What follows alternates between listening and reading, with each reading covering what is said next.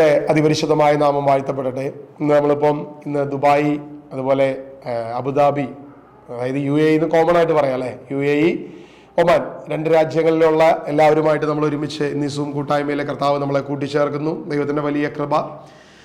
ഇന്നലെ ഇതുപോലെ തന്നെ നമ്മുടെ ബോംബെ ഡൽഹി പ്രയർ ആയിരുന്നു.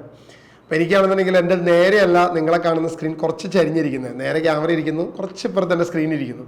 അപ്പം ഞാനിടയ്ക്ക് നമുക്കിപ്പോൾ എന്തായാലും പെട്ടെന്ന് ഇപ്പോൾ ഒരു ഫ്ലൈറ്റ് പിടിച്ചൊന്നും ദുബായിക്കൊന്നും വരൽ നടക്കില്ലല്ലോ. അപ്പോൾ നിങ്ങളൊക്കെ ഇങ്ങനെ കാണുമ്പോൾ ഒരു സന്തോഷമുള്ളത് കൊണ്ട് നിങ്ങളുടെ മുഖം നോക്കി വചനം പറയാമല്ലോ എന്ന് വിചാരിച്ച് ഇടയ്ക്ക് ഇങ്ങനെ മുഖമൊക്കെ തിരിക്കും.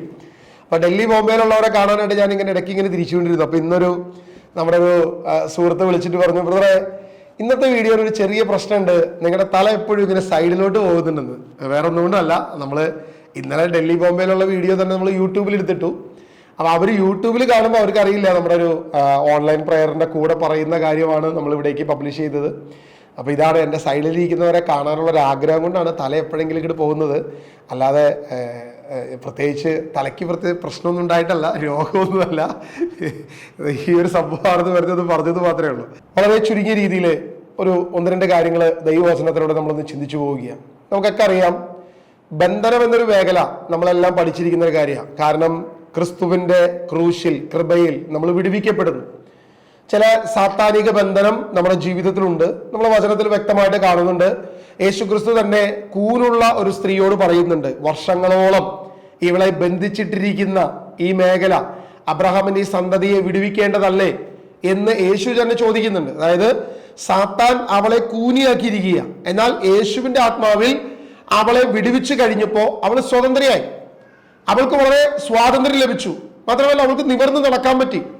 ചില രോഗങ്ങൾ, ചില പ്രതികൂലങ്ങൾ, ചില ഉയർച്ചയില്ലാത്ത കാര്യങ്ങൾ, അതായത് എത്ര ജോലിക്ക് ശ്രമിച്ചു നടക്കുന്നില്ല, വിവാഹത്തിന് അനേക പ്രാവശ്യം ശ്രമിച്ചു നടക്കുന്നില്ല, ഇങ്ങനെ പലവിധ കാര്യങ്ങൾ നമ്മുടെ ഭവനത്തിൽ, ചില ബന്ധനങ്ങൾ, സാത്താൻ കൊണ്ടുവരുന്ന ചില കെട്ടുകൾ നമ്മുടെ ഭവനത്തെ കെട്ടിയിടും. മുന്നോട്ട് പോകാൻ കഴിയാത്ത വണ്ണം നമ്മളെ ബന്ധിച്ചിടുന്ന ചില അവസ്ഥകളുണ്ട്.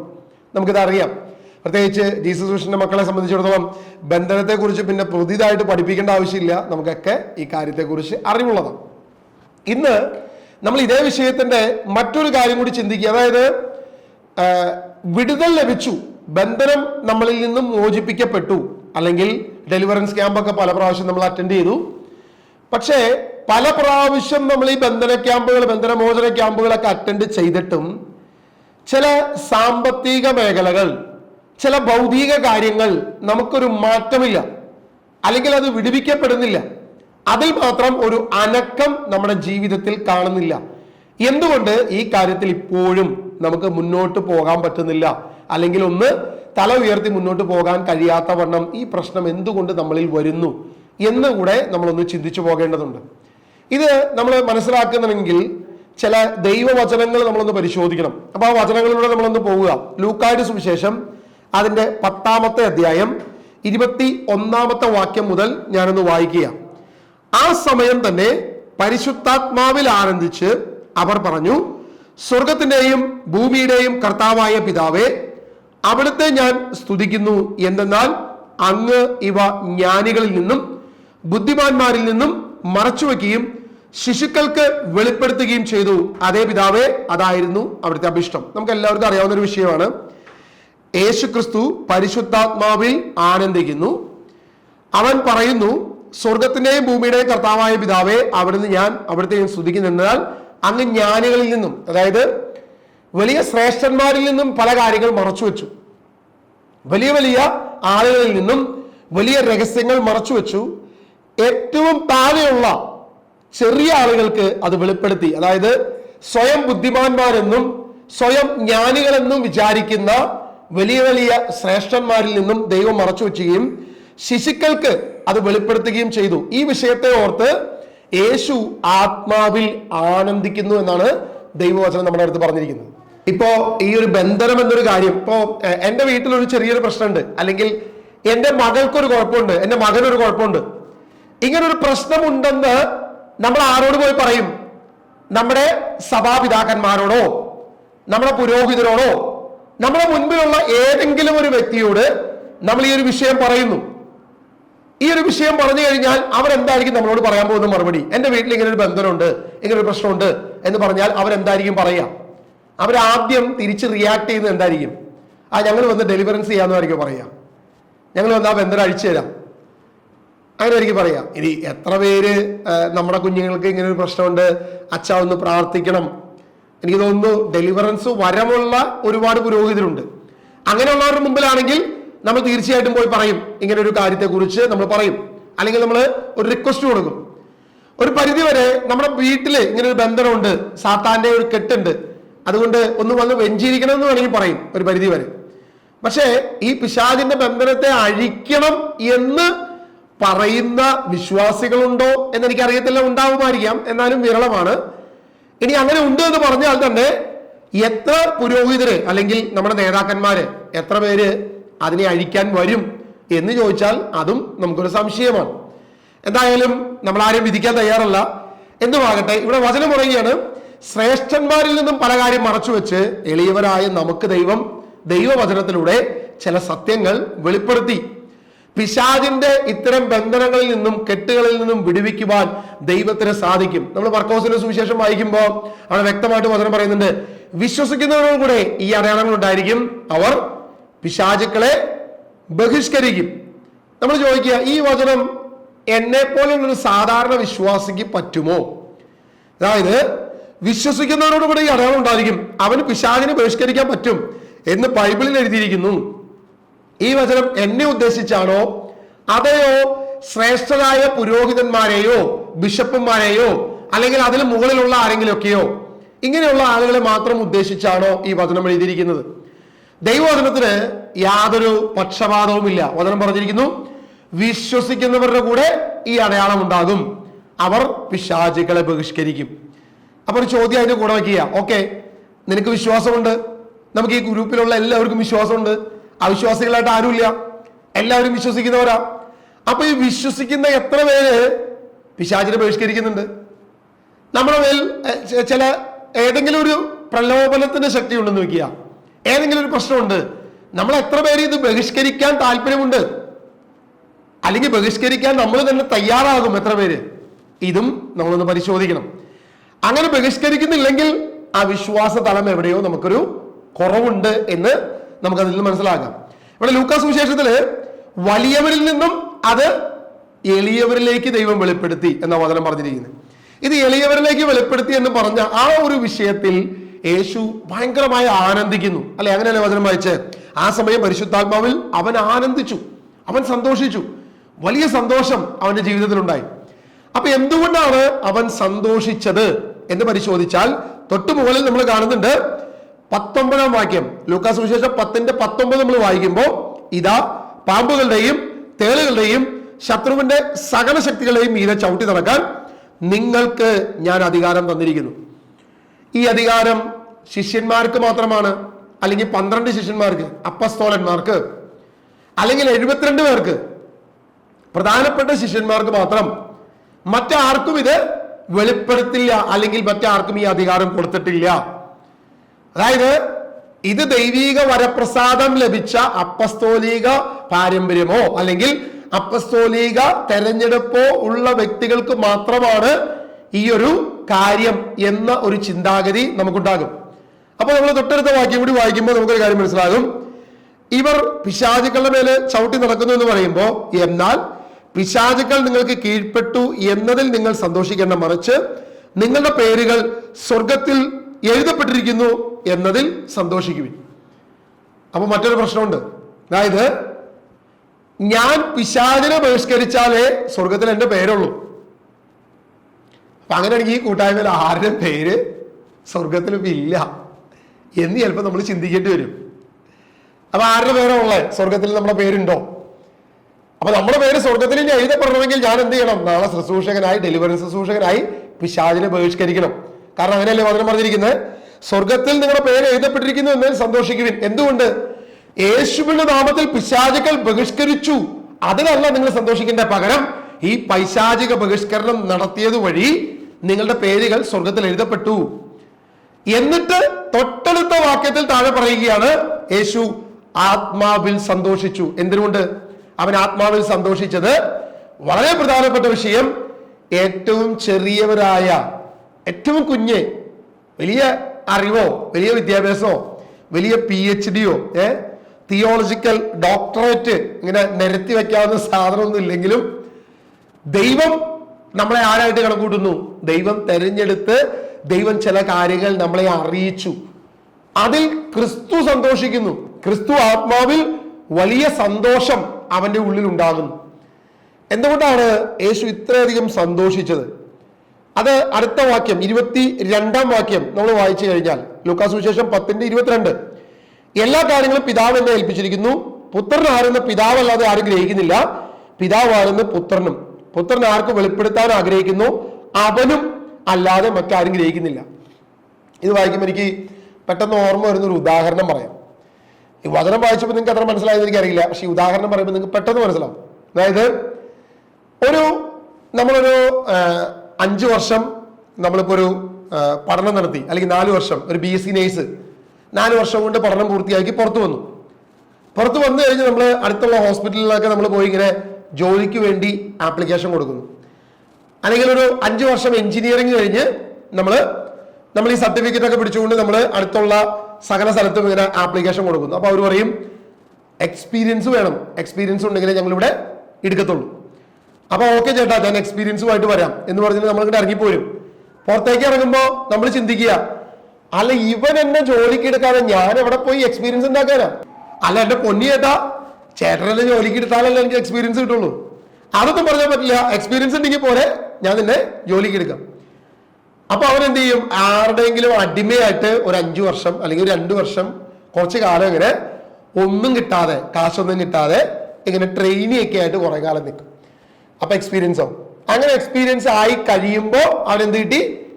അവനൊരു 6 മാസത്തെ അല്ലെങ്കിൽ 1 വർഷത്തെ ഒരു എക്സ്പീരിയൻസ് സർട്ടിഫിക്കറ്റ് കിട്ടും. അത് വെച്ചിട്ട് അവൻ പോയി ജോലിക്ക് ആപ്ലിക്കേഷൻ കൊടുക്കും.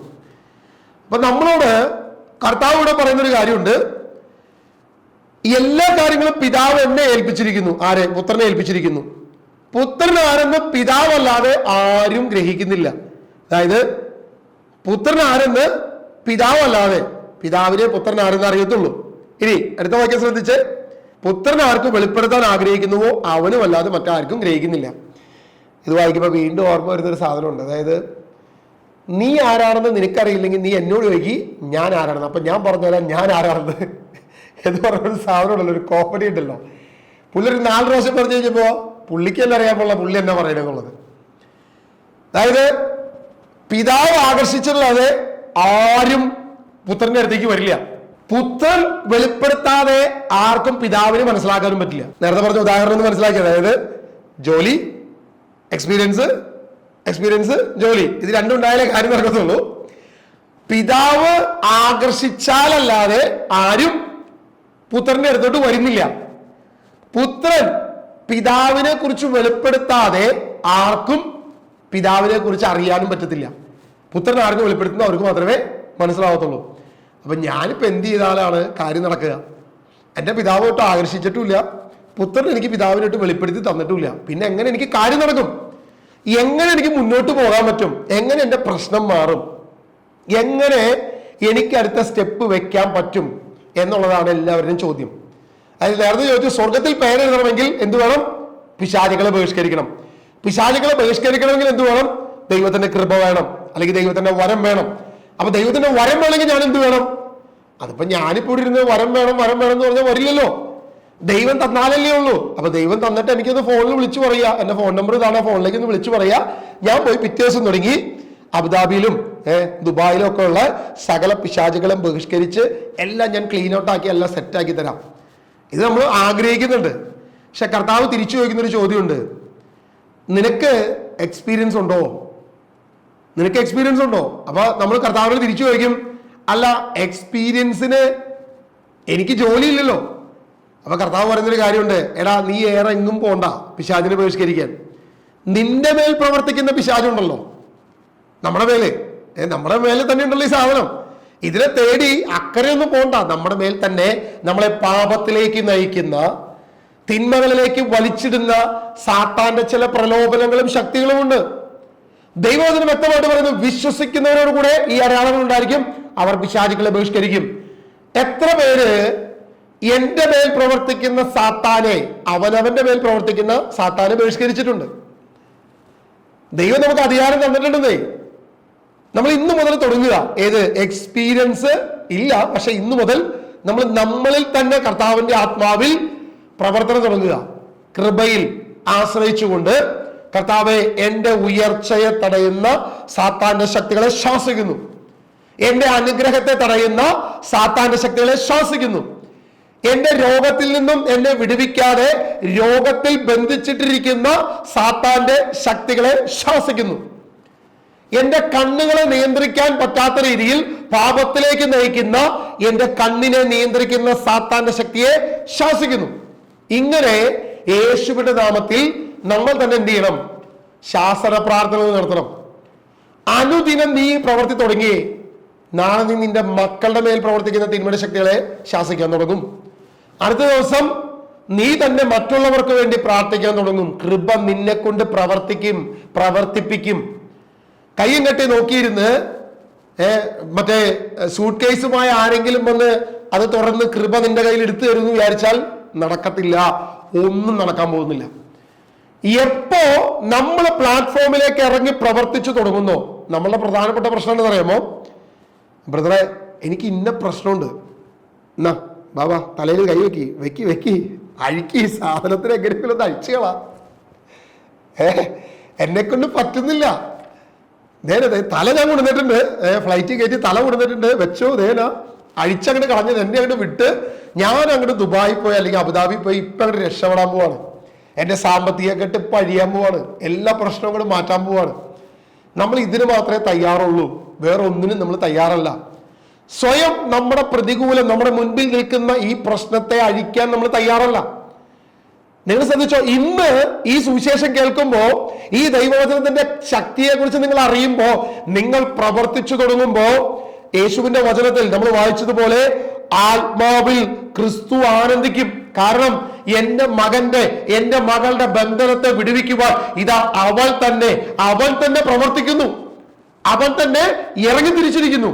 ഇതാ ദൈവത്തിന് ആനന്ദിക്കാൻ ഇതിലും പരം വേറെ വലിയ കാര്യം വേണോ? ദൈവത്തിന് ആനന്ദിക്കാൻ ഇതിലും വലിയ കാര്യമില്ല. ഏറ്റവും വലിയ കാര്യമാണ് ദൈവം ആനന്ദിച്ചത്.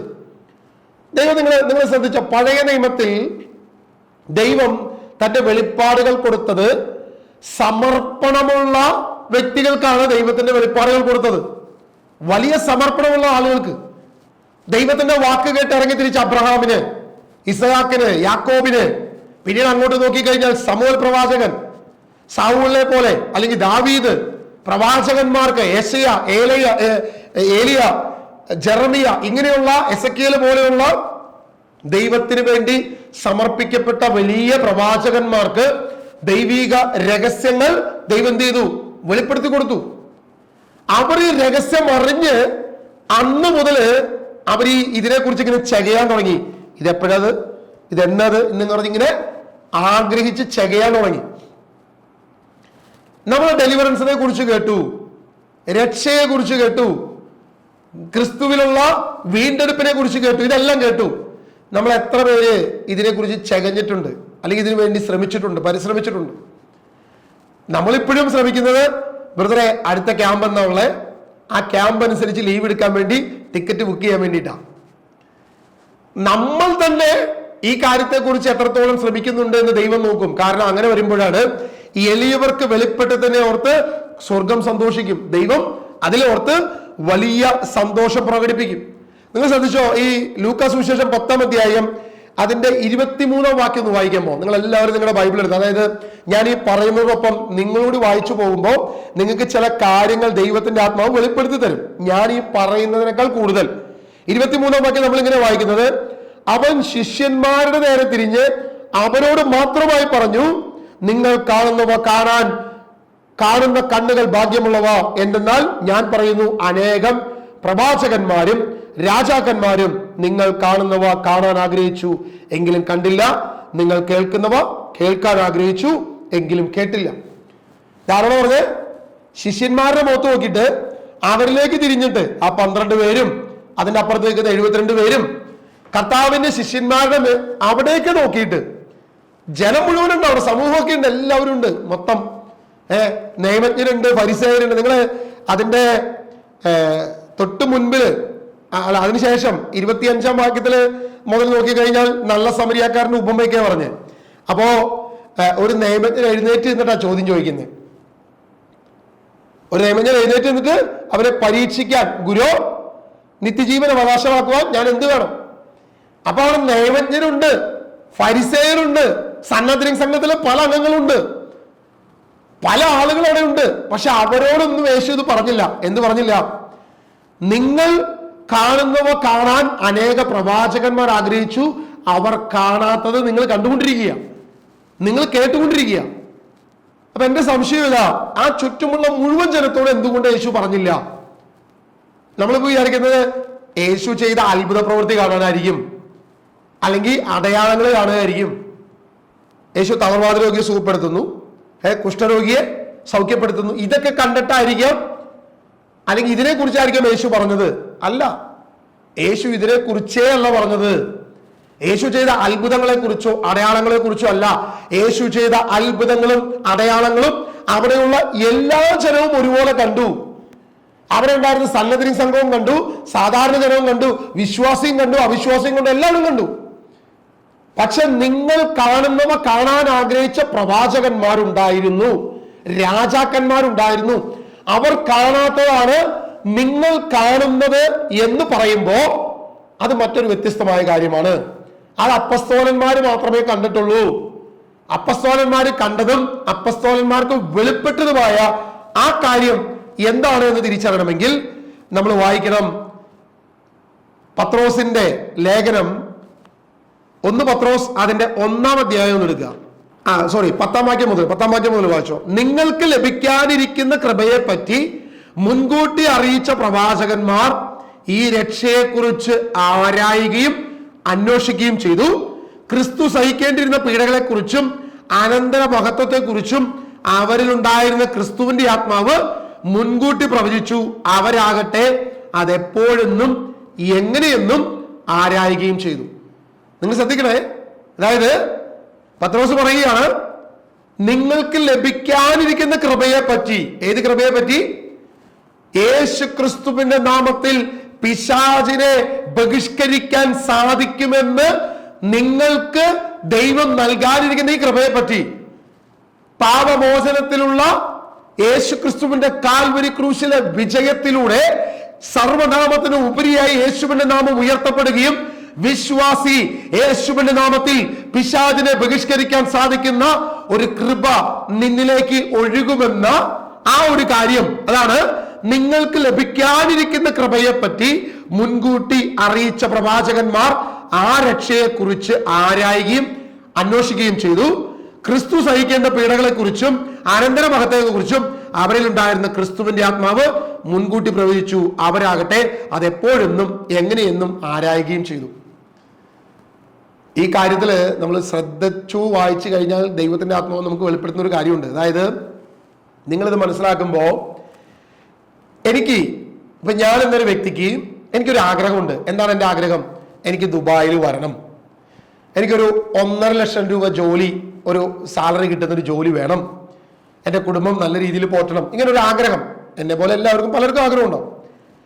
ഈ ആഗ്രഹത്തിൽ നമ്മൾ നിൽക്കുമ്പോൾ ഇങ്ങനെ ഒരു ആഗ്രഹം ഉണ്ടായപ്പോഴാണ് എൻ്റെ സുഹൃത്തോ എൻ്റെ ബന്ധുമിത്രാദികളോ ആരെങ്കിലും ഒരാള് ദുബായി പോയി അവൻ നല്ല ജോലി ചെയ്ത്, അല്ലെങ്കിൽ ഏതെങ്കിലും ഗൾഫ് രാജ്യത്തിലോ യൂറോപ്പിലോ എവിടെയെങ്കിലും പോയി നല്ല ജോലി ചെയ്ത് നല്ല രീതിയിൽ ഒരു വീടൊക്കെ പണിത് ഒരു വിവാഹമൊക്കെ കഴിച്ച് സന്തോഷകരമായി ജീവിക്കുന്നത് കാണുമ്പോൾ എനിക്കും ആഗ്രഹം ഉണ്ടാവും, ഒന്ന് പോകണം, അല്ലെ? നമുക്കൊരു ആഗ്രഹം ഉണ്ടാവും. ഒരുവൻ ക്രിസ്തുവിൽ വിടുവിക്കപ്പെട്ട് അനുഗ്രഹിക്കപ്പെട്ട് കഴിയുമ്പോൾ നമുക്കും ആഗ്രഹം വേണം, യേശു ക്രിസ്തുവിന്റെ ആത്മാവിൽ ഞാനും വിടുവിക്കപ്പെടണം. അപ്പൊ എനിക്ക് യേശുവിനെ കുറിച്ച് അറിയാതെ, ഒരിക്കലും യേശുവിനെ കുറിച്ച് ഈ കാര്യം ബോധ്യം കിട്ടാതെ എനിക്കൊരിക്കലും ഈ ആഗ്രഹം ഉണ്ടാവത്തില്ല. ദുബായ് എന്നൊരു രാജ്യം ഉണ്ട് എന്നുള്ളതിനെ കുറിച്ച് ഒരു അറിവ് കിട്ടിയാലേ, ഏതെങ്കിലും ഒരു യൂറോപ്യൻ രാജ്യത്തെ കുറിച്ച് ഒരു അറിവ് കിട്ടിയാലാണ് എനിക്ക് അവിടെ പോകാനുള്ള ഒരു ആഗ്രഹം. അല്ലെങ്കിൽ ഒരു റീൽസ് കണ്ടു, യൂട്യൂബിൽ ഒരു വീഡിയോ കണ്ടു, പാരീസ് നല്ല രസമുള്ള സ്ഥലം ഇങ്ങനെയാണ്, അപ്പൊ അത് കാണുമ്പോൾ എനിക്കൊരു ആഗ്രഹം വരും, ഉള്ളിലൊരു ആഗ്രഹം വരും. അപ്പോഴാണ് ഞാൻ അതിനെക്കുറിച്ച് അന്വേഷിക്കും, ഏത് ഏജൻസിയാണുള്ളത്, എങ്ങനെയാണ് പോകാൻ പറ്റുക, എപ്പോഴാണ് എനിക്ക് അവിടെ എത്താൻ പറ്റുക, ഇങ്ങനെയുള്ള കാര്യങ്ങളെ കുറിച്ച് ഞാൻ അന്വേഷിക്കുകയും ആരാകുകയും എനിക്ക് എന്ത് ചെയ്താൽ എനിക്ക് അവിടെ എത്താൻ പറ്റും എന്നുള്ളതിനെ കുറിച്ചൊക്കെ നമ്മൾ അന്വേഷിക്കും. നിങ്ങളൊരു കാര്യം ഈ ഒരു ആശയം വെച്ച് ചിന്തിച്ചു നോക്കുക. പ്രവാചകന്മാർ, പഴയ നിയമ പ്രവാചകന്മാർ ഈ രക്ഷയെക്കുറിച്ച് ആരായുകയും അന്വേഷിക്കുകയും ഇത് എപ്പോഴെന്ന് എങ്ങനെയെന്ന് ഇവരിങ്ങനെ അന്വേഷിച്ചു കൊണ്ടിരുന്നു. ഇവർക്ക് ആരോട് അന്വേഷിക്കാൻ പറ്റുക? ക്രിസ്തുവിനോടായിരിക്കും ഇവർക്ക് അന്വേഷിക്കാൻ പറ്റുക, ദൈവത്തിനോട്. പഴയ നിയമ പ്രവാചകന്മാർ. അപ്പൊ എന്റെ ചോദ്യം ഇതാണ്, അബ്രഹത്തിന് ഇതിനെക്കുറിച്ച് അറിയാമായിരുന്നോ? പഴയ നിയമ പ്രവാചകന്മാർക്ക് ഇതിനെക്കുറിച്ച് അറിയാമായിരുന്നോ? കാരണം ഇതിനെക്കുറിച്ച് അറിയില്ലെങ്കിൽ പിന്നെ ഇവർ ഇതിനെക്കുറിച്ച് അന്വേഷിക്കുമോ? യാതൊരു വിധത്തിലും ഇവർ ഇതിനെക്കുറിച്ച് അന്വേഷിക്കത്തില്ല. ഇവർക്ക് ഇതിനെക്കുറിച്ച് എന്തോ ഒരു ഇൻഫോർമേഷൻ ഉണ്ട്. ആ ഇൻഫോർമേഷൻ ഉള്ളത് കൊണ്ടാണ് ഇവർ എന്ത് ചെയ്യുന്നത്? ഇതിനെക്കുറിച്ച് അന്വേഷിക്കുന്നത്. ഇത് യേശു തന്നെ വ്യക്തമായിട്ട് യോഹന്നാന്റെ സുവിശേഷം അതിന്റെ 8-ാം അധ്യായം അതിന്റെ 56-ാം വാക്യത്തിൽ, എന്റെ ദിവസം കാണാമെന്ന പ്രതീക്ഷയിൽ നിങ്ങളുടെ പിതാവായ അബ്രഹാം ആനന്ദിച്ചു, അവൻ അത് കാണുകയും സന്തോഷിക്കുകയും ചെയ്തു. ഇത് യേശുവാ വെളിപ്പെടുത്തുന്നത്. എന്ത്? യേശു ക്രിസ്തു ഈ ഭൂമിയിൽ വരുന്ന ദിവസം, സകല പിശാചുക്കളെ ബഹിഷ്കരിക്കുന്ന ദിവസം, ബന്ധനങ്ങളെ വിടുവിക്കുന്ന ദിവസം, എന്നെ സ്വതന്ത്രരാക്കുന്ന ദിവസം, എന്റെ കെട്ടുകളെ വിടുവിക്കുവാൻ യേശു ഈ ഭൂമിയിലേക്ക് വരുന്ന ദിവസത്തെ കുറിച്ച് അബ്രഹാത്തിന് ദൈവം വെളിപ്പെടുത്തി. അബ്രഹാത്തിന് മുന്നമേ ദൈവം വെളിപ്പെടുത്തി. അങ്ങനെ ദൈവം വെളിപ്പെടുത്തി കൊടുത്തു. ആ ദിവസത്തെ കുറിച്ച് എന്റെ ദിവസം കാണാമെന്ന പ്രതീക്ഷയിൽ നിങ്ങളുടെ പിതാവായ അബ്രഹാം ആനന്ദിച്ചു, അവൻ അത് കാണുകയും സന്തോഷിക്കുകയും ചെയ്തു. അബ്രഹാം ആനന്ദിച്ചു. ഈ കാര്യം ശിഷ്യന്മാർക്ക് മനസ്സിലായി കഴിഞ്ഞപ്പോ യേശു ആനന്ദിച്ചു.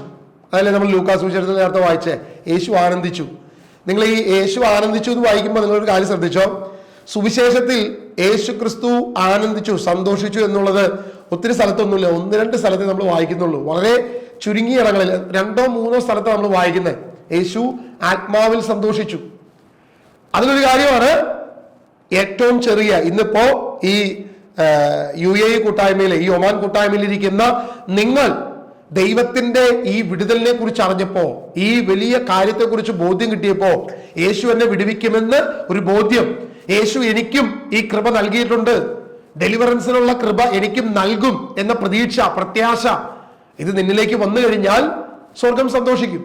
അപ്പോ നിന്റെ പേര് സ്വർഗത്തിൽ എഴുതപ്പെടും. അപ്പോഴേ എഴുതപ്പെടത്തുള്ളൂ, അതുവരെ എഴുതപ്പെടത്തില്ല. കർത്താവ് നേരത്തെ പറഞ്ഞ പോലെ ശിഷ്യന്മാരെ നേരെ നോക്കി തിരിഞ്ഞിട്ട് പറയുക, നിങ്ങൾ കാണാൻ ആഗ്രഹിക്കുന്നവ പലരും കാണാൻ ആഗ്രഹിച്ചവർ കണ്ടില്ല, പലരും കേൾക്കാൻ ആഗ്രഹിച്ചവർ കേട്ടില്ല. അതാണ് നിങ്ങളിപ്പോ കണ്ടുകൊണ്ടിരിക്കുന്നത്, നിങ്ങൾ കേട്ടുകൊണ്ടിരിക്കുന്നത്. അപ്പൊ ദൈവം നമുക്ക് തരാൻ ആഗ്രഹിച്ച ഈ കൃപ, ക്രിസ്തു നമുക്ക് ഈ കൃപ നൽകാൻ ആഗ്രഹിച്ചിട്ട് നമ്മള് മറ്റുള്ളവരെ മാത്രം ആശ്രയിച്ച് മുന്നോട്ട് പോകാൻ ആഗ്രഹിച്ചാൽ ദൈവം സന്തോഷിക്കില്ല ഒരിക്കലും. നമ്മളെ ഓർത്ത് സ്വർഗം സന്തോഷിക്കത്തില്ല. ദൈവം എപ്പോഴാണ് നമ്മളെ ഓർത്ത് സന്തോഷിക്കുന്നത്? നീ നിന്നെ തന്നെ ഡെലിവറി ചെയ്ത് തുടങ്ങുമ്പോ ആ ബോധ്യം, കൃപ എന്നിലേക്ക് ദൈവം നൽകിയിട്ടുണ്ട്. കാരണം യേശു കാൽവരിയിൽ എനിക്ക് വേണ്ടി മരിച്ചു, അവൻ എനിക്ക് വേണ്ടി വിജയം പ്രാപിച്ചു, എനിക്ക് വേണ്ടി ശക്തനായവൻ സകല കാര്യം ചെയ്തിട്ടുണ്ട്. ഇത് അപ്പസ്തോലന്മാര് ചെയ്ത കാര്യം. ലൂക്കാ സുവിശേഷം 2-ാം അധ്യായം നമുക്കൊന്ന് വായിക്കാം. ലൂക്കാ സുവിശേഷം 2-ാം അധ്യായം അതിൻ്റെ അതൊരു കാര്യം കിടക്കുന്നുണ്ട്. ലൂക്കാ 2, ഓക്കെ, ശിമയോനും അന്നായും. ലൂക്കാ 2-ന്റെ 25-ാം വാക്യം. ജെറുസലേമിൽ ശിമയോൻ എന്നൊരുവൻ ജീവിച്ചിരുന്നു. അവൻ നീതിമാനും ദൈവഭക്തനും ഇസ്രായേലിന്റെ ആശ്വാസം പ്രതീക്ഷിച്ചിരുന്നവനുമായിരുന്നു. പരിശുദ്ധാത്മാവ് അവന്റെ മേലുണ്ടായിരുന്നു. കർത്താവിന്റെ അഭിഷിക്തനെ കാണുന്നത് വരെ മരിക്കുകയില്ല എന്ന് പരിശുദ്ധാത്മാവ് അവനെ വെളിപ്പെടുത്തിയിരുന്നു. ഈ വാക്യം നിങ്ങൾ ശ്രദ്ധിച്ചു വായിച്ചാൽ അതിന്റെ ഈ വരികളുടെ ഇടയിൽ ചില രഹസ്യങ്ങൾ ഒളിഞ്ഞു കിടക്കുന്നുണ്ട്. അതായത് ഈ പറയുന്ന ശിമയോൻ നല്ല പ്രായമായ ആളാണ്, നല്ല വയസ്സനായി, നല്ല പടുവൃദ്ധരായി. പുള്ളി ആഗ്രഹിക്കുക, എനിക്ക് മരിച്ചാ മതി, എന്റെ കർത്താവ് എന്ന് തിരിച്ചു വിളിക്കി, എന്തിനാ എന്നിട്ട് ഇങ്ങനെ കഷ്ടപ്പെടുത്തുന്നത്? അപ്പൊ കർത്താവ് ശിമയോനോട് പറഞ്ഞു, ശിമയോനെ, കർത്താവിന്റെ അഭിഷിക്തനെ കാണാതെ നീ മരിക്കത്തില്ല. കർത്താവിന്റെ അഭിഷിക്തനെ കാണാതെ നീ വിചാരിക്കണം നീ മരിക്കുന്നു, നീ അതിനെ കണ്ടിട്ട് പോയാൽ മതി എന്നുള്ളതാണ്. എന്നിട്ട് അടുത്ത വാക്യങ്ങൾ നമ്മൾ വായിച്ചു കഴിഞ്ഞാൽ, പരിശുദ്ധാത്മാവിന്റെ പ്രേരണയാൽ അവൻ ദേവാലയത്തിൽ ചെന്നു. നിയമപ്രകാരമുള്ള അനുഷ്ഠാനങ്ങൾക്കായി ശിശുവായ യേശുവിനെ മാതാപിതാക്കന്മാർ ദേവാലയത്തിൽ കൊണ്ടുവന്നു. ശിമയോൻ ശിശുവിനെ കയ്യിലെടുത്ത് ദൈവത്തെ സ്തുതിച്ചുകൊണ്ട് പറഞ്ഞു.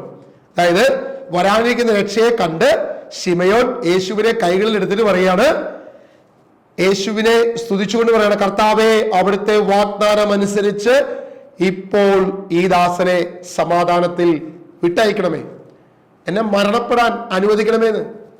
മരണം എന്നിലേക്ക് വരട്ടേന്ന്. കുറെ കാലമായി ഞാൻ കഷ്ടപ്പെടാൻ തുടങ്ങിയിട്ട്.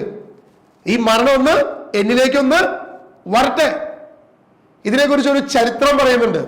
ശരിയാണോ തെറ്റാണോ എന്നൊന്നും ഈ നമ്മൾ ചില ചരിത്രങ്ങൾ ഏത് പുസ്തകത്തിലാണ് വായിച്ചതെന്ന് പോലും എനിക്ക് ഓർമ്മയില്ല. നമ്മൾ ഈ ലൈബ്രറികളൊക്കെ പരിശോധിക്കുമ്പോൾ എല്ലാ പുസ്തകത്തിൻ്റെയും ആധികാരികത നമുക്ക് ഉറപ്പൊന്നുമില്ല. പക്ഷെ എങ്കിൽ പോലും ചില ചരിത്ര കാര്യങ്ങൾ ഇതിനെക്കുറിച്ച്, ഞാനൊരു കാത്തലിക് ബേസ്ഡ് ഉള്ള ഒരു ലൈബ്രറിയിലാണ് കൂടുതൽ റിസർച്ച് നടത്തുന്നത്. അപ്പൊ അവിടെ ഒരു ബുക്കിൽ ഞാനിങ്ങനെ ഈ ഒരു വിഷയത്തെക്കുറിച്ച് മനസ്സിലാക്കിയ ഒരു കാര്യം ഇതാണ്.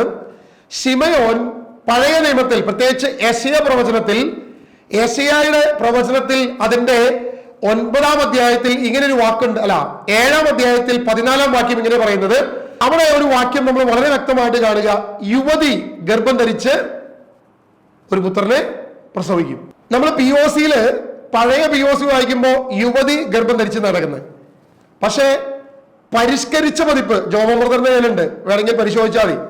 പരിഷ്കരിച്ച പതിപ്പിൽ നിങ്ങൾ പരിശോധിച്ചാൽ യെശയ്യാ പ്രവചനം അതിന്റെ 7-ാം അധ്യായം 14-ാം വാക്യത്തിൽ നമ്മൾ വായിക്കുന്നത് എങ്ങനെയാണ്? കന്യക ഗർഭം ധരിച്ച്. സത്യവേദ പുസ്തകത്തിൽ നോക്കിക്കഴിഞ്ഞാൽ കന്യക ഗർഭം ധരിച്ച്, അതായത് ശരിക്കും ഗ്രീക്കില് ബദുല, അൽമ എന്ന 2 വാക്കുകളാണ് യുവതിക്കും കന്യകയ്ക്കും ഉപയോഗിക്കുന്നത്.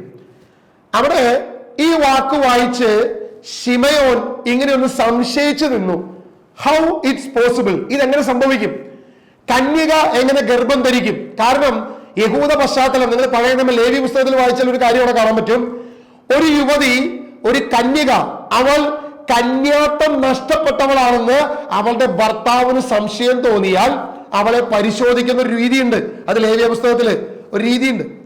നമ്മള് യാക്കോബിന്റെ സുവിശേഷം, ജേക്കബിന്റെ സുവിശേഷം, പ്രോട്ടോ ഇവാഞ്ചലിയൻ എന്നറിയപ്പെടുന്ന അപ്പോക്രിഫ ഗ്രന്ഥമാണ്. അതിനകത്ത് മാതാവിനെ ഇങ്ങനെ പരിശോധിച്ചതായി പറയുന്നുണ്ട്. യേശു ക്രിസ്തുവിനെ ഗർഭം ധരിച്ചപ്പോ യേശു കന്യകയിൽ ഗർഭം ധരിച്ചു. അപ്പോൾ ഏതെങ്കിലും തെറ്റായ ബന്ധത്തിൽ നിന്നാണോ ഇവൾ ഗർഭം ധരിച്ചിരിക്കുന്നത് എന്ന് പരിശോധിക്കാൻ ഈ പരിശോധന നടത്തി. അതെങ്ങനെയാണ് പരിശോധന? ദേവാലയത്തിലെ ചില പൊടികൾ, ഈ പൊടികൾ ഒരു വെള്ളത്തിൽ കൊണ്ടുവന്ന് ഈ പൊടിയിട്ട് അവൾക്ക് അവിടെ തൂത്തിട്ട പൊടിയിട്ടിട്ട് അവൾക്ക് കുടിക്കാൻ കൊടുക്കും. അവളത് കുടിച്ചു കഴിയുമ്പോ ഒന്നെങ്കിൽ അവൾക്ക് ഉദര രോഗം വരും, വയറുവേദന വരും, വലിയ പ്രശ്നം വരും. അങ്ങനെയാണെങ്കിൽ അവൾ പാപിയാണ് എന്ന് തെളിയിക്കപ്പെടും. അല്ല, അവളുടെ വയറിന് യാതൊരു പ്രശ്നമില്ലെങ്കിൽ, അവൾ ആരോഗ്യവതിയായി നിൽക്കുന്നുണ്ടെങ്കിൽ അതിന്റെ അർത്ഥം അവൾ പാപിയല്ല എന്നുള്ളതാണ്. അപ്പൊ ഒരു ഭർത്താവിന് ഒരു ഭാര്യയെ സംശയം തോന്നിയാൽ ഈ പരീക്ഷണം നടത്താം. പുരോഹിതനടുത്ത് പോയി പരീക്ഷണം നടത്താം. ഇത് ലേവ്യ പുസ്തകത്തിൽ കിടക്കുന്നുണ്ട് ഈ സംഭവം. ഇങ്ങനെ ഈ പരീക്ഷണം നടത്തും. അപ്പൊ ഈ ശിമയോൻ ഇങ്ങനെ സംശയിച്ചു, ഒരു യുവതി ഗർഭം ധരിക്കുക സ്വാഭാവികമാണ്. പക്ഷെ കന്യക എങ്ങനെ ഗർഭം ധരിക്കും? ഇവളുടെ കന്യാത്വം നഷ്ടപ്പെടാതെ ഇവൾ എങ്ങനെ ഗർഭം ധരിക്കും? ഒരു പുരുഷനുമായി ബന്ധമില്ലാതെ ഇവൾക്ക് ഗർഭം ധരിക്കുക അസാധ്യമല്ലേ? അപ്പോൾ ഈ വചനം തെറ്റല്ലേ? എങ്ങനെ ഈ വചനം ശരിയാകും? ഈ വചനം എങ്ങനെ കറക്റ്റായിട്ട് മാറും? കാരണം ബൈബിളിൽ എഴുതിയിരിക്കുന്നു, കന്യക ഗർഭം ധരിച്ച് ഒരു പുത്രനെ പ്രസവിക്കും. ഹൗ ഇറ്റ്സ് പോസിബിൾ, ഇതെങ്ങനെ സംഭവിക്കും? കാരണം ഗർഭം ധരിച്ചാൽ അവളുടെ കന്യാത്വം നഷ്ടപ്പെടും. അവൾ കന്യകയല്ല, യുവതിയാണെങ്കിൽ ഓക്കെ. ഈ സംശയം ഇവനുണ്ടായി എന്നുള്ളതാണ് ചില ചരിത്ര രേഖകളിൽ പറയുന്നത്. ശിമയോന്, അപ്പൊ കർത്താവിന്റെ ആത്മാവ് ശിമയോന് പറഞ്ഞു, ശിമയോനെ, കന്യക ഗർഭം ധരിച്ച് പുത്രനെ പ്രസവിക്കുന്നത് കാണുന്നത് വരെ നീ മരിക്കത്തില്ല. നീ അത് കണ്ടിട്ട് പോയാ മതി, നീ അത് കണ്ടിട്ട് പോയാ മതി എന്ന് ശിമയോനോട് ദൈവത്തിന്റെ ആത്മാവ് പറഞ്ഞു എന്നുള്ളതാണ് ആ ചരിത്ര പുസ്തകത്തിൽ ഇങ്ങനെ പറഞ്ഞു വെച്ചിരിക്കുന്ന ഒരു കാര്യം. നമ്മൾ ഈ വചനം ഈ രീതിയിൽ പരിശോധിക്കുമ്പോൾ നമുക്ക് തോന്നും ഏകദേശം ഈ കാര്യത്തിൽ ഒരു ശരിയുണ്ട്. കാരണം നമ്മളിപ്പോ വായിച്ച വചനം 28-ാം വാക്യം, ശിമയോൻ ശിശുവിനെ കയ്യിലെടുത്ത് ദൈവത്തെ സ്തുതിച്ചുകൊണ്ട് പറഞ്ഞു, കർത്താവെ അവിടുത്തെ വാഗ്ദാനം അനുസരിച്ച് ഇപ്പോൾ ഈ ദാസനെ സമാധാനത്തിൽ വിട്ടയക്കണമേ. എന്തെന്നാൽ സകല ജനതകൾക്കും വേണ്ടി അങ്ങ് ഒരുക്കിയിരിക്കുന്ന രക്ഷ എന്റെ കണ്ണ് കണ്ടു കഴിഞ്ഞു. ഞാൻ ഈ രക്ഷ കണ്ടു, ഈ രക്ഷകനെ ഞാൻ കണ്ടു. ഇനി എന്നെ എന്തിന് ഈ ഭൂമിയിൽ നിർത്തണം? എന്നെ തിരിച്ചെടുക്ക് പിതാവേ, എന്നെ തിരിച്ചെടുക്ക് ദൈവമേ. എന്റെ സംശയത്തെ ദൂരീകരിച്ച് എന്നെ തിരിച്ച് നീ എടുത്തുകൊള്ളുക, എന്നെ തിരിച്ച് ദൈവരാജ്യത്തിലേക്ക് എടുത്തുകൊള്ളുക. ഇതാണ് ശിമയോൻ പറയുന്നത് എന്നാണ് അവിടെ പറഞ്ഞു വെക്കുന്നത്. നിങ്ങളൊന്ന് ചിന്തിച്ചു നോക്കിയേ, പഴയ നിയമ പ്രവാചകന്മാർ, നമ്മൾ പത്രോസിന്റെ ലേഖനത്തിൽ വായിച്ചു, അനേക വ്യക്തികൾ ഇത് എപ്പോ, ഇത് എങ്ങനെ, എവിടെ, ഏത് സമയത്ത് എന്ന് ചോദിച്ചുകൊണ്ട് അവരിങ്ങനെ എപ്പോഴും ദൈവത്തിനെ ശല്യപ്പെടുത്തിക്കൊണ്ടിരുന്നു. എന്റെ ദിവസം കാണാമെന്ന് അബ്രഹാം ആഗ്രഹിച്ചു കൊതിച്ചിരുന്നു. എന്നിട്ട് അബ്രഹാമിനോട് പറയുക, അബ്രഹാമേ, നീ ആ ദിവസം കാണും എന്ന് പറഞ്ഞു. അവനത് കാണുകയും ആനന്ദിക്കുകയും സന്തോഷിക്കുകയും ചെയ്തു. ഏതു തരം? യേശുവിന്റെ ഈ വിടുതൽ പ്രാപിക്കുന്ന, സാത്താന്റെ കെട്ടുകളെ വിടുവിക്കുന്ന, സകല തിന്മകളെയും പൂർണ്ണമായി അവന്റെ അധികാരത്തിൽ, ക്രിസ്തുവിന്റെ അധികാരത്തിന്റെ കീഴിൽ വരുന്ന ഈ ഒരു സന്തോഷകരമായ, ആനന്ദദായകമായ ഈ ദിനത്തെ ഓർത്ത് ക്രിസ്തു സന്തോഷിക്കുന്നു, സ്വർഗം സന്തോഷിക്കുന്നു. നിങ്ങളുടെ പേരുകൾ സ്വർഗത്തിൽ എഴുതപ്പെട്ടതിനോർത്ത് സ്വർഗം സന്തോഷിക്കുന്നു. പഴയ പ്രവാചകന്മാർ ആ ദിനത്തെക്കുറിച്ച് ആരാഞ്ഞ് അന്വേഷിച്ച് വളരെ കൊതിയോടെ, പ്രത്യാശയോടെ, പ്രതീക്ഷയോടെ ഇന്ന്, നാളെ കഴിഞ്ഞ് ഇങ്ങനെ പ്രതീക്ഷയോടെ കാത്തിരിക്കുന്നു. നമ്മൾ ആ ദിവസം അറിഞ്ഞിട്ടും, ഇത് കണ്ടിട്ടും, ഇത് മനസ്സിലാക്കിയിട്ടും, ഇതിന്റെ കൃപ നമ്മുടെ മേലുണ്ടായിട്ടും നമ്മൾ ഇങ്ങനെ ഇരിക്കുക. നാളെ ആവട്ടെ, അല്ലെങ്കിൽ അടുത്ത ആഴ്ചയാവട്ടെ, എന്നെ കൊണ്ട് പറ്റില്ല, അല്ലെങ്കിൽ ഇതെങ്ങനെ ശരിയാവും, എങ്ങനെ നടക്കും, നമുക്കിതിന്റെ വില അറിയത്തില്ല. ദൈവം നമുക്ക് നൽകിയ ഈ അനുഗ്രഹത്തിന്റെ, ഈ ബ്ലെസ്സിങ്ങിന്റെ, ഈ കൃപയുടെ വില നമുക്കറിയത്തില്ല. അതാ പത്രോസിന്റെ ലേഖനത്തിൽ വ്യക്തമായിട്ട് പറഞ്ഞത്. ആ ദിവസത്തെ കുറിച്ച് അവരിങ്ങനെ ചോദിക്കുക, നിങ്ങൾക്ക് ലഭിക്കാനിരിക്കുന്ന കൃപയെ പറ്റി. അങ്ങനെ പത്രോസ് പറഞ്ഞു അല്ലെ? പത്രോസിന്റെ ലേഖനത്തിൽ നമ്മൾ ഇപ്പൊ വായിച്ചല്ലോ അല്ലേ? ഒന്ന് പത്രോസ് 1:10 നമ്മൾ വായിച്ചു. ആ ലഭിക്കാനിരിക്കുന്ന, നിങ്ങൾക്ക് ലഭിക്കാനിരിക്കുന്ന കൃപയെ പറ്റി അവരാരായിരുന്നു. അതെപ്പോഴെന്നും അതെങ്ങനെയെന്നും അവർ ചോദിച്ചുകൊണ്ടിരുന്നു, അവർ അന്വേഷിച്ചുകൊണ്ടിരുന്നു. ഇന്ന് ഈ കൃപ നമുക്കുണ്ടെന്ന്, ദൈവം നമ്മുടെ മേൽ പ്രവർത്തിക്കുന്ന തിന്മയുടെ ശക്തിയെ നീ ശാസിക്കണം, നീ ബന്ധിക്കണം, നീ അതിനെ അഴിക്കണം. കാരണം ദൈവം ആ കൃപ നൽകിയെന്നേ. അതിന് ഇന്ന അച്ഛൻ, അല്ലെങ്കിൽ ഇന്ന പിതാവ്, അല്ലെങ്കിൽ ഇന്ന ബ്രദർ, ഇന്ന പാസ്റ്റർ, ഇന്ന ആള്, ഇവർക്ക് മാത്രമേ കൃപ. നോ, നിനക്ക് എക്സ്പീരിയൻസ് വേണം, എന്നാലേ നിനക്ക് ജോലി കിട്ടൂ. ജോലി കിട്ടിയാലേ എക്സ്പീരിയൻസ് ഉണ്ടാവത്തുള്ളൂ. നിന്റെ മേൽ തന്നെ നീ ഇത് പ്രവർത്തിച്ചു തുടങ്ങിയാൽ, ഇത് തുടങ്ങി ദൈവം പ്രവർത്തിക്കാൻ തുടങ്ങും. ദൈവത്തിന്റെ പ്രവൃത്തി അവിടെ തുടങ്ങും. ഇതറിയണമെങ്കിൽ നീ എന്ത് വേണം? നീ സത്യം അറിയണം. സത്യം അറിയാതെ നീ ഒട്ടും സ്വതന്ത്രനാകത്തില്ല. എന്താണ് സത്യം? ഈ സത്യമാണ് ആർക്ക് വെളിപ്പെട്ടത്? ആരാണ് പിതാവ്? ആരാണ് പുത്രൻ? പുത്രനിലൂടെ എന്താണ് സംഭവിക്കുന്നത്? പിതാവ് തന്നെയാണ് പുത്രൻ. പിതാവ് തന്നെയാണ് ഈ ഭൂമിയിലേക്ക് വന്നിരിക്കുന്നത്. പുത്രനായി ഭൂമിയിലേക്ക് വന്നിരിക്കുന്നത്. പുത്രൻ തന്നെയാണ് പരിശുദ്ധാത്മാവ്. ത്രിയേക ദൈവം.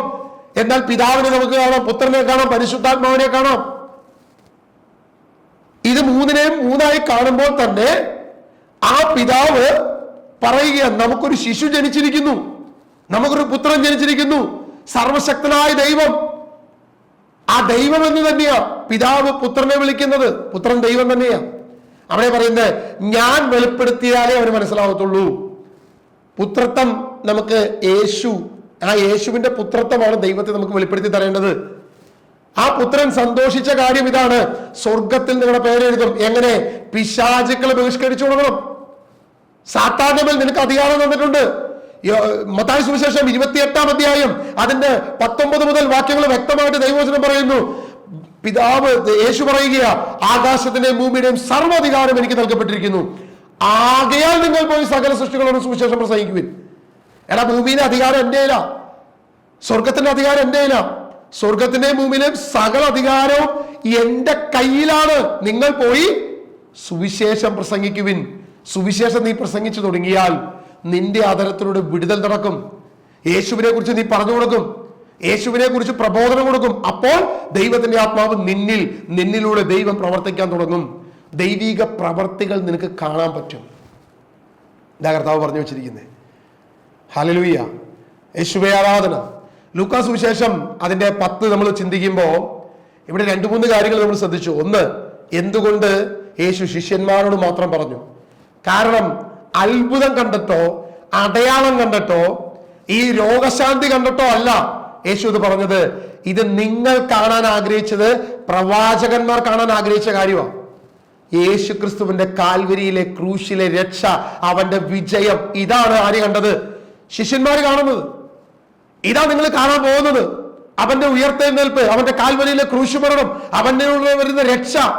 കൃപ, ഇതാണ് ശിഷ്യന്മാർ നിങ്ങൾ കാണാൻ ആഗ്രഹിച്ചത്. കാരണം ഈ വിജയത്തിലൂടെയാ, കാൽവരിയിലെ ക്രൂശിലെ വിജയത്തിലൂടെ പിശാച് ബഹിഷ്കരിക്കപ്പെടുന്നത്. അതുകൊണ്ടാണ് നീ കൈവച്ചപ്പോ സാത്താൻ അഴിഞ്ഞു വീണത്. എടാ, സ്വർഗത്തിൽ നിന്ന് അല്ലെങ്കിൽ ഇടിമിന്നൽ പോലെ സാത്താൻ വീഴുന്നത് കണ്ടിട്ട് നീ സന്തോഷിക്കണ്ട.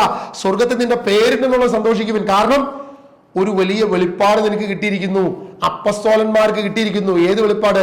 പ്രവാചകന്മാർക്ക് ലഭിച്ച ആ വെളിപ്പാടിന്റെ പൂർണ്ണത നിനക്ക് കിട്ടിയിരിക്കുന്നു. ഹെബ്രായ ലേഖനം അതിന്റെ 11-ാം അധ്യായം 13-ാം വാക്യം നമ്മളോട് ഇങ്ങനെ പറയുന്നത്, ഇവരെല്ലാം വിശ്വാസത്തോടെയാണ് മരിച്ചത്. അവർ വാഗ്ദാനം ചെയ്യപ്പെട്ടത് പ്രാപിച്ചില്ല, എങ്കിലും ദൂരെ നിന്ന് അവയെ കണ്ട് അഭിവാദനം ചെയ്യുകയും തങ്ങൾ ഭൂമിയിൽ അന്യരും പരദേശികളുമാണെന്ന് ഏറ്റുപറയുകയും ചെയ്തു. ഇത് പഴയ നിയമ പ്രവാചകന്മാരെ കുറിച്ചാണ്. അബ്രഹാം മുതൽ അല്ലെങ്കിൽ ആദം മുതൽ ഇങ്ങോട്ടുള്ള സകലരെ കുറിച്ച് പറയുകയാണ്. ആദത്തോട് ദൈവം പറഞ്ഞു, സാത്താന്റെ തലയെ തകർക്കും നിന്റെ സന്തതി. ഒരു പ്രവചനം കൊടുത്ത്, ഒരു വാഗ്ദാനം കൊടുത്ത്. ആദം പ്രതീക്ഷിച്ചു, ഇതിപ്പോ ഇന്ന് നാളെ കഴിഞ്ഞ്. കായലിലൂടെ ആബേലിലൂടെ ഒന്നും നടന്നില്ല. സേത്തിലൂടെ എനോഷിലൂടെ ഒന്നും നടന്നില്ല. 900 വർഷം ജീവിച്ചു. 934 വർഷം ആദം ജീവിച്ചു. ഒന്നും നടന്നില്ല. ആദത്തിന് മനസ്സിലായി, അങ്ങകലെ എപ്പോഴോ സംഭവിക്കാൻ പോവുക. അങ്ങകലെ, അതായത് ഇവരെല്ലാം വിശ്വാസത്തോടെ മരിച്ചു. എന്ത് വിശ്വാസത്തോടെ? സാത്താന്റെ തലയെ തകർക്കുന്ന ഒരുവൻ സ്ത്രീയിൽ നിന്ന് ജനിക്കും എന്ന വിശ്വാസത്തോടെ, പ്രത്യാശയോടെ അവർ മരിച്ചു. അവർ വാഗ്ദാനം ചെയ്യപ്പെട്ടത് പ്രാപിച്ചില്ല, എങ്കിലും ദൂരെ നിന്ന് അവയെ കണ്ട് തങ്ങൾ ഭൂമിയിൽ അന്യരും പരദേശികളുമാണെന്ന് ഏറ്റുപറഞ്ഞു. ഇന്ന് ഭൂമിയിൽ നിങ്ങൾ ഇരിക്കുക, അന്യരല്ല നിങ്ങൾ, പരദേശികളല്ല നിങ്ങൾ. ഇത് അപ്പസ്തോലന്മാർക്ക് മാത്രമുള്ള ഒരു കൃപയല്ല, ഒരു വെളിപ്പാടല്ല ഇത്. നീ ക്രിസ്തുവിനെ അറിയുന്നുണ്ടെങ്കിൽ നീ മകനാണ്, നീ സ്വതന്ത്രനാണ്, ക്രിസ്തുവിന്റെ സ്നേഹിതനാണ്, അവകാശിയാണ്. എന്തിനൊക്കെ? സകലത്തിനും അവകാശിയാ. കൃപ നിന്നിലേക്ക് ഒഴുകും. നീ പിശാചിനെ ബഹിഷ്കരിക്കണം വിശ്വാസത്താൽ. ഓടിപ്പോയിട്ട് മറ്റേ എന്താ പറയാ, നമ്മുടെ തിരുവനന്തപുരത്ത് ഒരു വീടുണ്ടല്ലോ, പിശാചൊക്കെ ഉള്ളൊരു വീടുണ്ടല്ലോ, ഞാൻ മറന്നുപോയി. ഒരുപാട് റീൽസൊക്കെ കാണുന്ന ഒരു സാധനമുണ്ട്.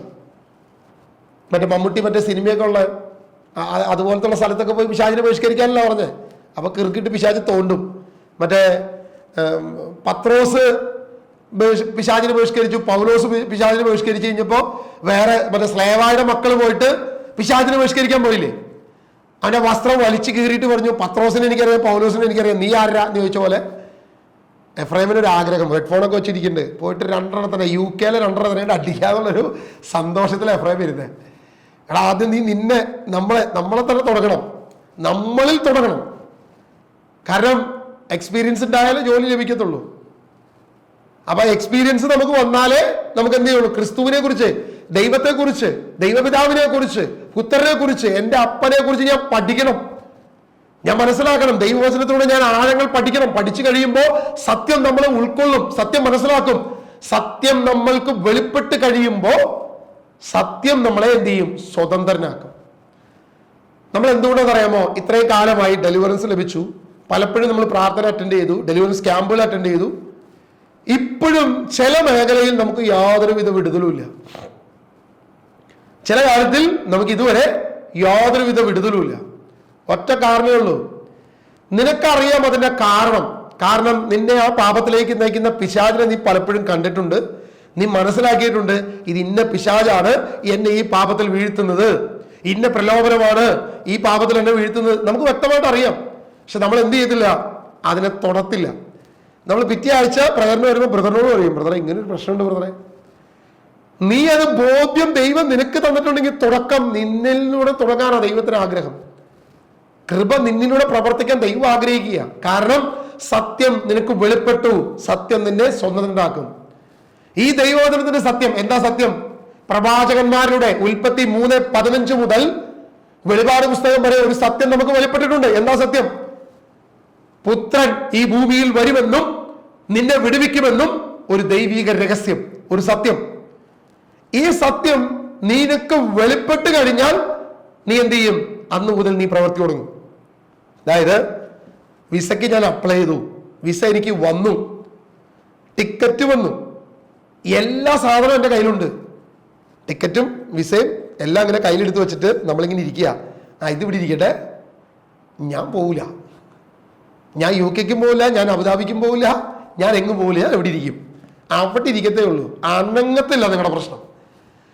നിനക്ക് ക്രിസ്തുവാകുന്ന വിസ നിന്റെ കയ്യിലുണ്ട്, കൃപയാകുന്ന പാസ്പോർട്ട് നിന്റെ കയ്യിലുണ്ട്, ദൈവ വചനമാകുന്ന ഒരു ടിക്കറ്റും ഫുള്ള് എല്ലാ കാര്യവും നിന്റെ കയ്യിലുണ്ട്.